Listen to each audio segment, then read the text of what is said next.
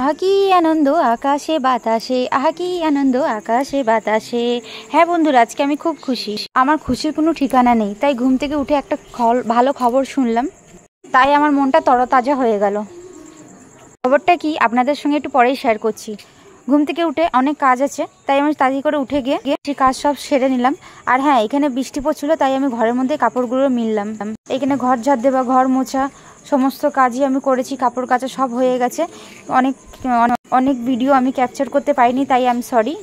যতটা পেরেছি অতটাই আপনাদের সঙ্গে শেয়ার করছি। সকালের জল খাবার আমি করে নিয়েছি। গরম ভাত, বেগনি ভাজা, আলু সেদ্ধ, ডাল। তারপর আমি চান টান করে পুজো সারবো।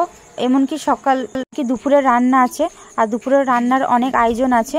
আমাদের ঘরে প্রতিদিনই অনেক আয়োজনের রান্না হয়, আমি সব সময় শেয়ার করতে পারি না বন্ধুরা।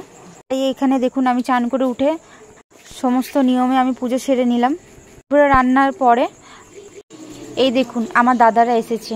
হ্যাঁ বন্ধুরা, আমি খুব খুশি। আমার খুশির কারণ হলো আমার দাদা। আমার দাদা আজ 13 বছর পর আমার শ্বশুরবাড়িতে এসেছে। কারণ আমার দাদা কাজে ব্যস্ত, আমার দাদার সময় হয় না আমার শ্বশুরবাড়িতে আসার। তাই ও এসেছে বলে আমি খুব আনন্দ। ও অনেক বছর আগে এসেছিল, যখন আমার মেয়ে অনেক ছোট ছিল, অন্নপ্রাশন দিতে এসেছিল, তখনই এসেছিল। আদার্স আর আমার দাদা আসেনি। আর এই রাখির সময়তে এসেছে। এই নিয়ে আমার দাদা দুবার আসা হলো। আমার দাদা এসেছিল দেওঘরে জল ঢালতে। শ্রাবণ মাসের লাস্ট সোমবার 16 তারিখ কি রাখি আমার বাড়িতে এসেছে। বন্ধুরা, কার বোন খুশি হবে না, যার ভাই বোন এত বছর পর তাদের বাড়িতে আসবে। তাই আমি আজকে অনেক খুশি। আমার দাদা ভাই অনেক বছর পর এলো। এমন ভাই আসে, দাদা আসতে পারে না। তো আমার সব দাদা ভাইদের এই যে ফটো আমি শেয়ার করলাম আপনাদের সঙ্গে। ভাইকে ফোন করে আমি হ্যাপি রক্ষাবন্ধন জানালাম। আমি আমার জীবনের মুহূর্ত, ভালো ভালো মুহূর্তগুলো আমি ক্যাপচার করি মোবাইলে, কিন্তু অনেক সময় ডিলিট হয়ে যায়, আমি ক্যাপচার করতে পারি না। তাই আপনাদের সঙ্গে এই ইউটিউবে আমি ধরে রাখলাম, মানে আমার ভালো সময়গুলো আপনাদের কাছে শেয়ার করলাম।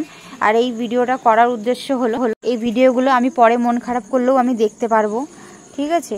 ওই জন্য আমি আরও শেয়ার করলাম। তো আজকের দিনে কে কীরকমভাবে তাদের দাদা ভাইদেরকে নিয়ম করে রাখি বেঁধেছেন আমাকে একটু শেয়ার করবেন। আর আমার ভিডিওটা ভালো লাগলে লাইক কমেন্ট শেয়ার করবেন।